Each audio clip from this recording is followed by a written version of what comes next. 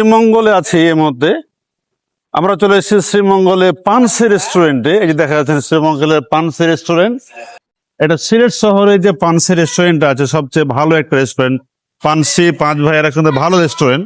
তো সেখানে হচ্ছে শ্রীমঙ্গলে আমরা এখন আসলাম, শ্রীমঙ্গলে নাস্তা করার জন্য আসলাম। আর যে এখানে চা, কফি, পরোটা, নান এখানে মূলত বানিয়ে থাকে। আর এখান থেকে আমরা চলে যাব এই যে ভিতরে। এটা হচ্ছে মূল হচ্ছে ওদের হচ্ছে পানসির হচ্ছে রেস্টুরেন্ট।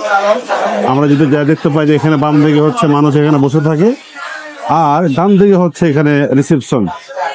আমরা ভেতরে চলে যাব। এখানে প্রচুর পরিমাণে ব্যস্ত থাকে জায়গাটা।